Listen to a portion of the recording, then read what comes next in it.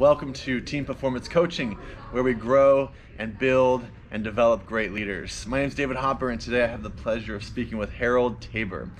Now, I'm going to let him tell you his background. It goes all the way back to Coca-Cola, Monster, Biola University, a man of many talents, just an incredible guru when it comes to the business field and developing people. So we're going to talk about leadership development, servant leadership, flipping the org chart, innovation, creativity. We're going to hit it all.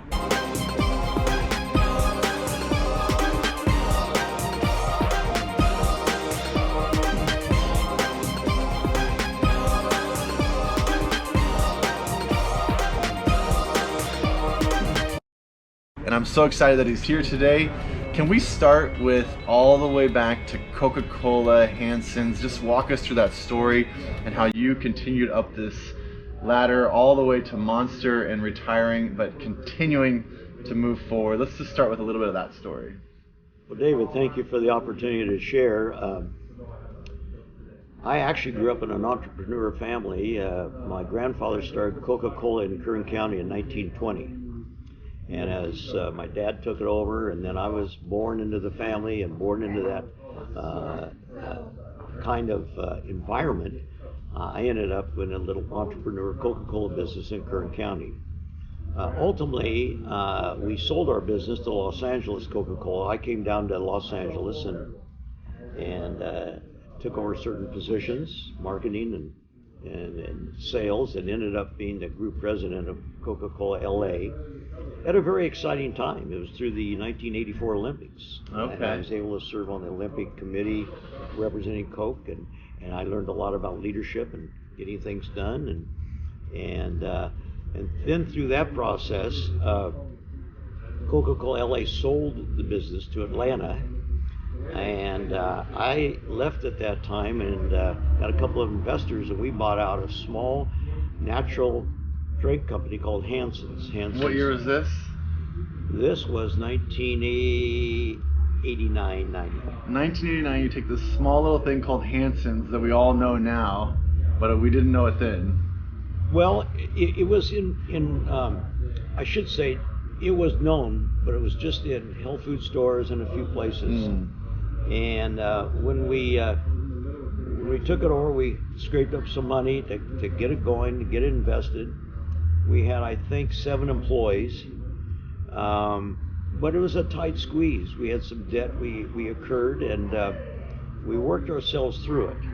You took a risk. But it was very interesting how the Lord works in business. We had to deal with the stores, the retail stores. We didn't have trucks. We had to get them the product differently. And I get a call one day from a fellow that says to me, "Could you have lunch with me? I need your product." And believe me, David, in all my years, nobody has ever said to me, "I need your product." We normally had to sell the need to them. Yeah. And I went to meet this fellow, Joe, and he had a little sailor hat on, and we had a great visit. Well, it happened to be, his name is Joe, who had Trader Joe's. So he had 12 stores, and he only wanted to sell natural beverages, and we were the only one he was going to sell. And I told him I didn't have much money, and he probably the orders would be larger than I could handle. And he said, "Don't worry about it. I'll pay you every Friday, and then that'll help your cash flow." So we had a great relationship, and that started us on the upper track. And through that process, we were growing significantly, that we needed an infusion of money into the company. And we brought in 2 more significant investors that had a shell on the stock market, the NASDAQ. We rolled Hansen's into that shell. And in 1994, I believe, my date may be off, we actually were then we turned into a public company on the NASDAQ. Wow. At 65 cents a share. And so anyway, we started to grow the business. Southern California was 2/3 of our business. And so the Hansen's business just started to mushroom, especially on the West Coast and places like that. So the 2 partners I had that came in, they said, "How are we going to grow this better?" They said, "We saw that the energy market may be sprouting out. And Like energy drinks. energy drinks. Yeah. Energy drinks. And No, this is when you're still with Hansen, but you started looking at this next looking, market. how do we grow this business? Yeah. We grew the company, I would say, 3 or 4-fold each year for the first couple of years of the company. But how do we make it a larger opportunity nationwide? Yeah. And that was basically going to be through expanding product line. Mm-hmm. Well, the issue we had was that we were an all-natural company. Energy is not an all-natural product. Right. So we decided to split the company in two. Okay. And we started with an energy, and then we started pursuing energy drinks because a competitor from Australia was coming in. And we analyzed the market, went to a lot of focus groups, came out, and we developed the Monster product. And why the Monster product? Well, an old backroom tale says that our product was, energy product was being sold in a small can, 8-ounce, 7-ounce can. So we went to a 16-ounce can, which was a Monster to the little one. Okay. And that's how we sort of rolled into that name. Yeah. And we've done a lot of innovative things on packaging. We have cans that you can actually feel the contour on the outside. The design is built into the can on the outside. And so through that, being a public company, then people started buying the stock and moving the company up. And over a period of time, it's been phenomenal. It is a superbly run company from the standpoint of the chairman of the board and the president are just running that company. Now, at one point, were you the president? Yeah, yes, and then I stepped down to a health issue, and then I came back. I've been on the board 27 years, and I just stepped down June of 2019. Oh, okay. And so I reached a milestone age. And I assume done very well. Oh yes, we. That whole company has done very well. The company was named a couple years ago the greatest and fastest growing stock for the last 10 years. So let's jump into that. What are some of the key secrets, if you will, and they're probably not secret, but those key things that made you different? Well, I think size of packaging, number one, and in fact we forced all of our competitors to meet us in that was one of them. The second one is you've got to have a product that jumps off the shelf, and if you look at the Monster shelf, that green can just jumps off. Yeah. Now, surprisingly, there's 28 more Monster products on the shelf. Right.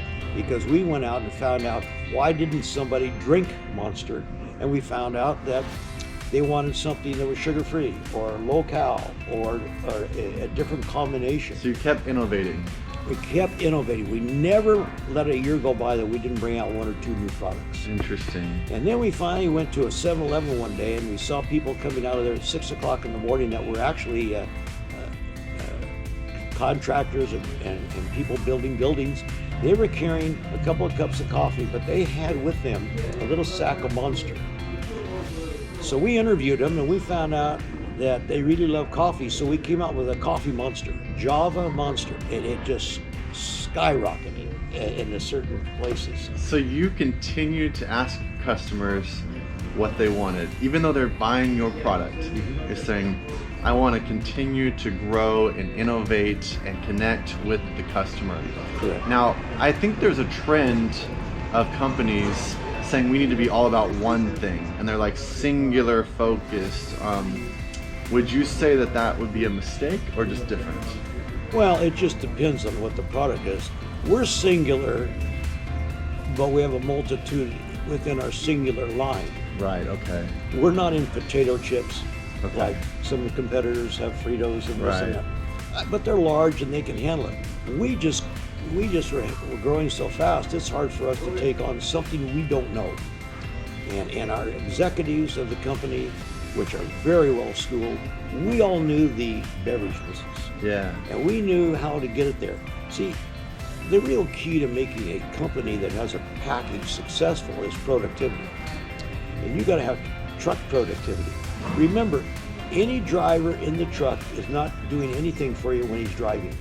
only when he's selling, only when he's in the store. Yeah. So you have to map out the shortest routes for him to drop off the product so he is in the truck the least time. So we look at productivity.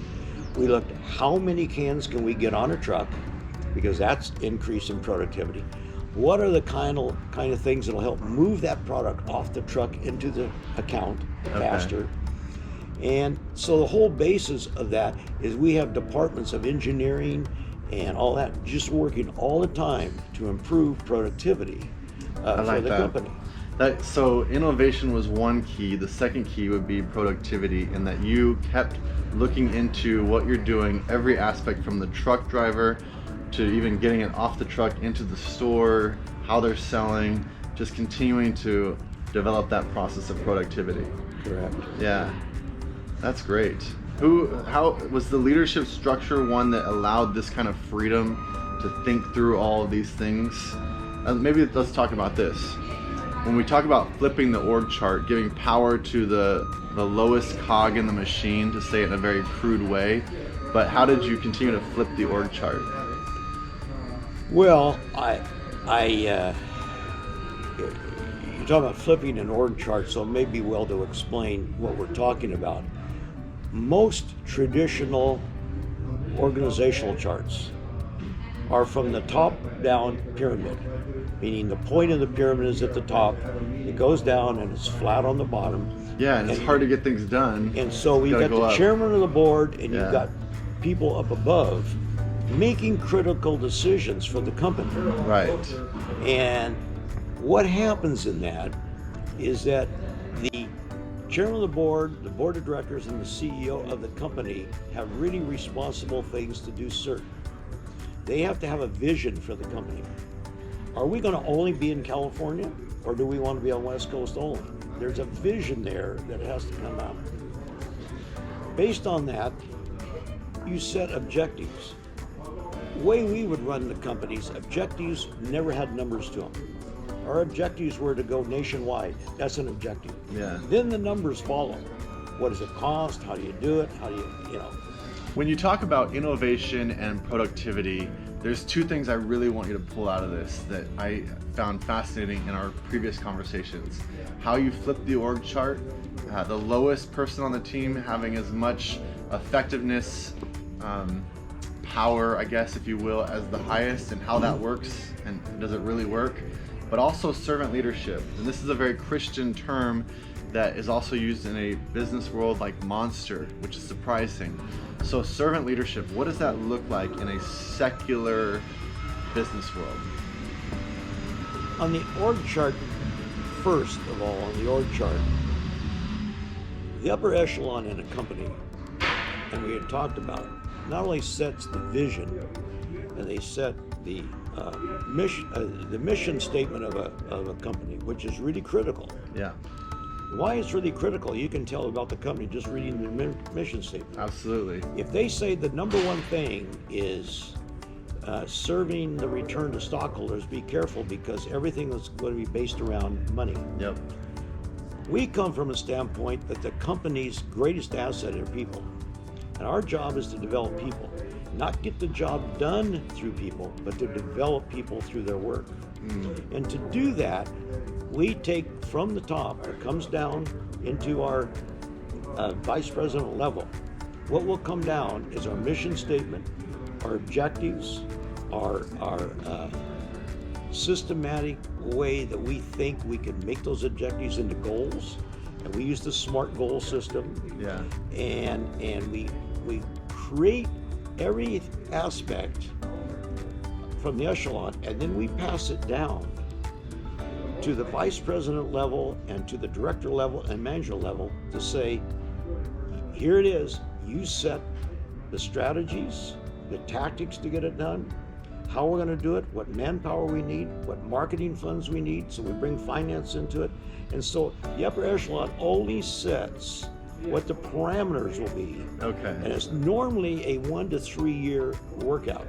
Right. But everybody below then is taking this.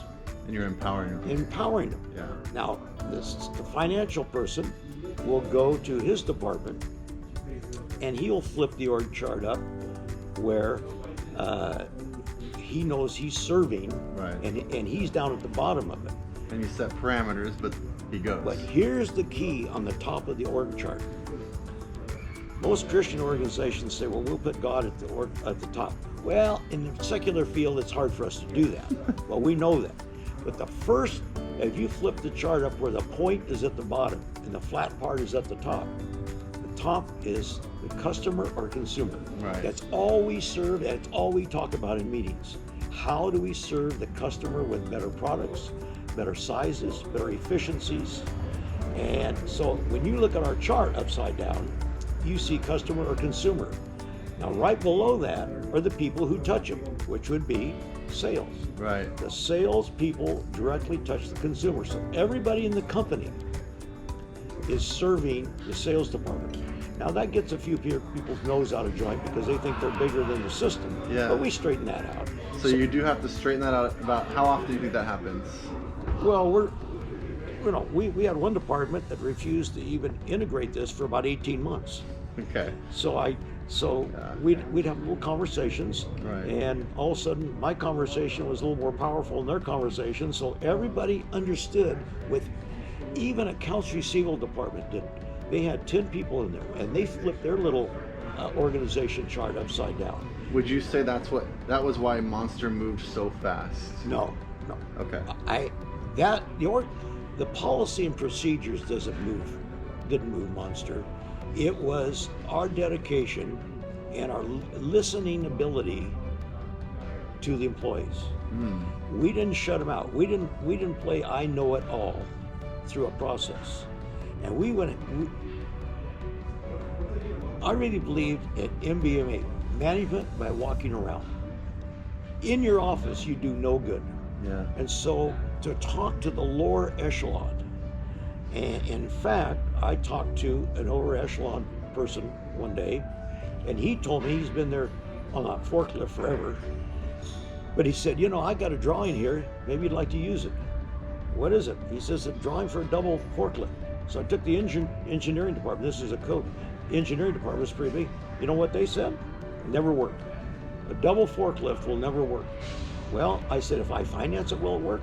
Oh yeah, now maybe we'll work on it. In 6 months, we had a prototype. In 1 year, we had about 4 of those out there. So one forklift driver could carry 2 pallets instead of 1, and our warehouses were 100 yards long. So we worked on those, listening to our people down below. That's what drives it. It wasn't whether it was flipped or not. It was just a sensibility. Yeah. Then we had a deal that we would say to the marketing guy, you tell us what funds you need and we'll get it funded. We're not going to argue about whether you deserve it or not deserve it. It'll pay out in at the end. So to answer your question, it's people are the greatest asset, and you got to utilize them. So that leads into servant leadership. And then that leads into servant leadership, because the person that knows the most about the job, guess what, is the one closest to the job. Yeah. I didn't know anything about forklifts, but he sure did. So the servant leadership, basically, and that term, we didn't quite use that term in the marketplace because of secular, I was in secular companies. I was not in any Christian companies, except when I went to Biola. And so the real issue, you do not want to have people say, well, what do you mean by that? And so we tried to use the servant part. And our job is to serve up to make sure we handle the customer and the consumer properly. And if the consumer had a real problem about one of our ads, we listened. And we didn't have any problems with ads because they were pretty well straightforward. The other thing is, how did we serve the individual breakouts of our customer base and our consumer base? Our consumer base was probably late teens to late 20s. Yeah, I think you're advertising skateboarding, snowboarding, all the fringe. So what we decided to do is run no TV and no radio. Okay. We've never run TV or Just went radio. social media. We just went and sponsored athletes. Oh, okay, that's right. Like a Yeah. Monster, we had Schumacher was a big racer over in Europe. So we went to Europe. We got him. A lot of athletes here. We have the top snowboarder girl in the world. She's 14 or 15, and we have every single, I guess you call it, extreme game. Yeah. Is Monster driven. Yeah. And if you watched the extreme games last week, the snow deal, I mean, there were more helmets.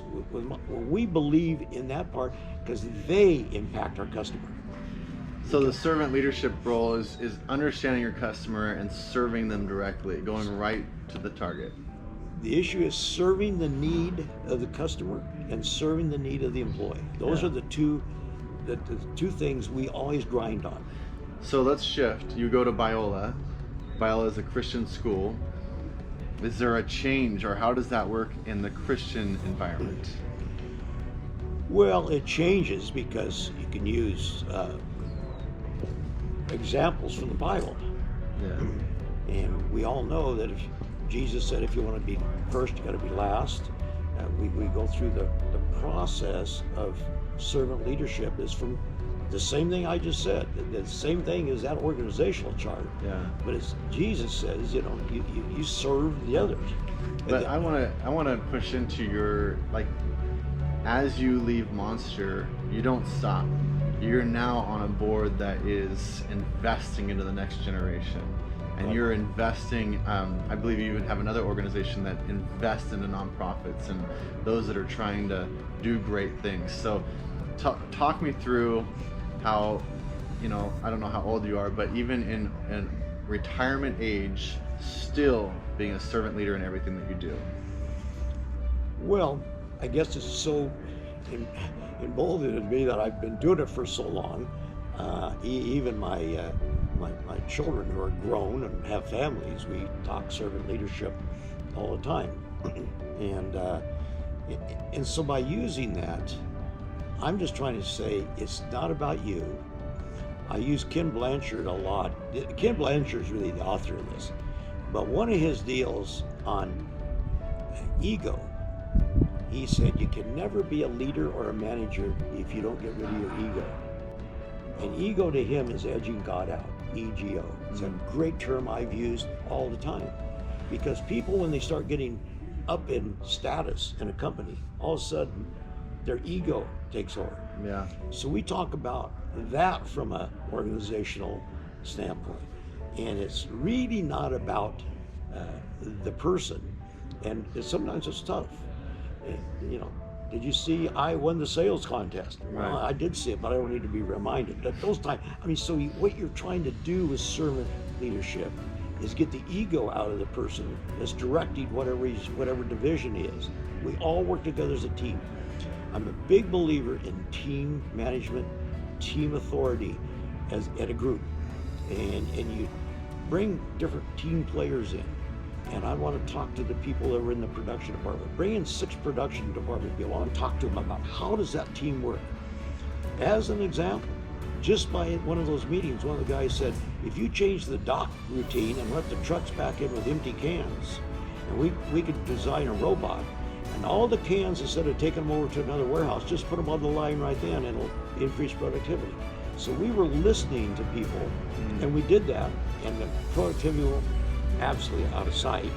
And so I'm just trying to say the servant leadership part of it is trying to lead sort of like Jesus would.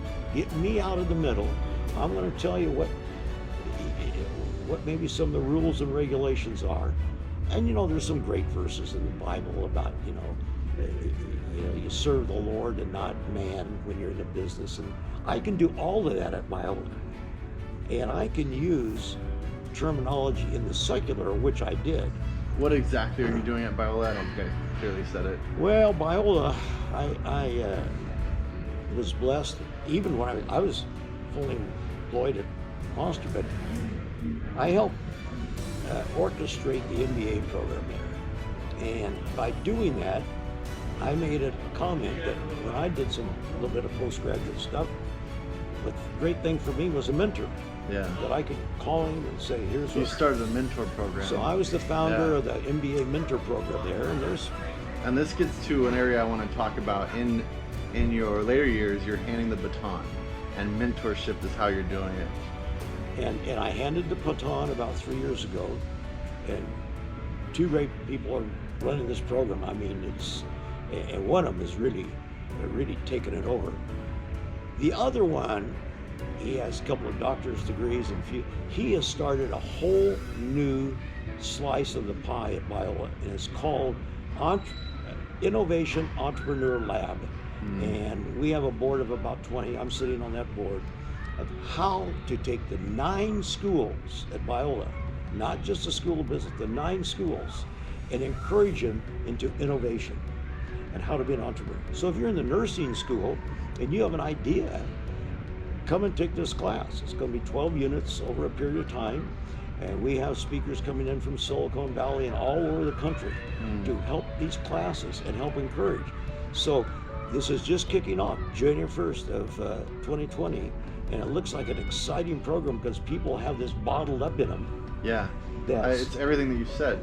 You know, the servant leadership, innovation, listening, and not only teaching, but listening, and now letting them bring these ideas to the front because they're the direct customers about to go out and lead and do incredible things. It's great. So we can ask those students, what do you think the response will be? And we are very smart students to say, I think people love this thing, but I don't see how we can be price competitive. And so we had one gal that's on our board. She had a little problem with the swimsuits for teenagers. They didn't have much cloth in them. And so she had girls that were coming into that arena. So she sat down and designed a more modest bathing suit that teenagers would wear. And her company, she's on this board, it's called Ray Swimwear, and it's just shot out of the can because now these girls are aligned up. So this is where innovation and thought process comes. Sometimes it's the person's need. Right. Sometimes it's not. And a lot of listening. And a lot of listening. So servant leadership, through all the Bible and through it, Jesus really was hard on. We use that.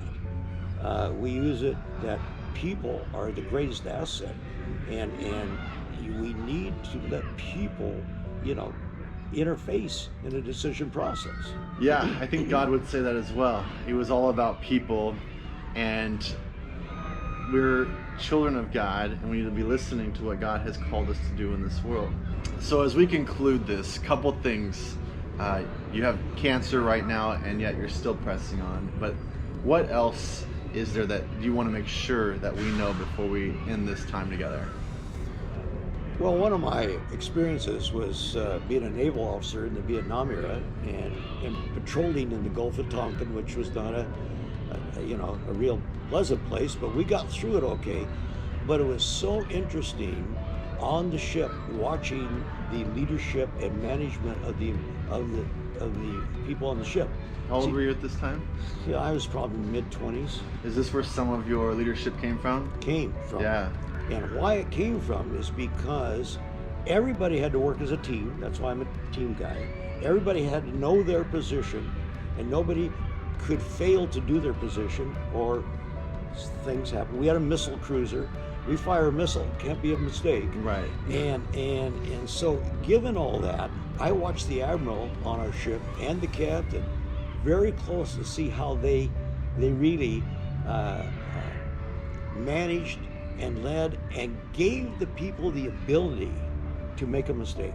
And that's one of my keys. I always gave them ability to make a mistake. That's a biggie. Well, why it's a biggie? How do you learn? Yeah. If you're always going to be right on something, you're not going to learn that, that doesn't work. Yeah. And in fact, one employee said one time to me, says, oh man, I guess I'm going to be fired for this. And it was a small deal. And a small deal to us was a couple of $1 million at that time. And I sat him down. I said, did you learn anything by this? Oh, he said, yes.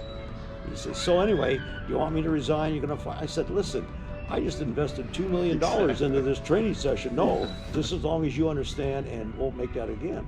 And so there are ways that you deal with people, and you know they're good at heart, but I don't mind them taking chances. Yeah. And that's the part of servant leadership. You want to serve them. I didn't want anybody serving me. I wanted them serving the mission statement of our company. And so anyway, I think I've sort of covered that, but the Navy was a real critical start for me on really about how you keep people in line, and everybody has to do what they're responsible for. Yeah. And if you're in marketing, what are you doing over in the accounting department? You're a marketing person. We need the best out of you right here. And so so it's sort of a long trail. I'm business world, over 50 years. 50 years. Oh, you were worried about my age? Well, I'm approaching 81 right 81, now. and still so much wisdom, so much knowledge, and so much that we can take and learn from. And you haven't stopped. You're still working at Biola. You're still working through even the dealing with cancer. Mainly now, though, probably the grandkids, enjoying that part of life as well. How many do you have? I have 6, and I'll have 3 in college. I have 1 in college and 2 more coming into college, and that means they're smarter than I am. At least they let you know that. So no, we love that's our time now, is the grandkids. Anytime we have 3 in Bakersfield, 3 in Costa Mesa, and that really takes up our time, but it's a joy. I really appreciate this, and I believe those that watch this will also appreciate the leadership that you have given in all of these areas. I want to thank you for being here and watching this. This is Team Performance Coaching. If you'd like to go further, go to teamperformancecoaching.info for more information. We'd love to partner with you in your business to make great leaders. Have a great day.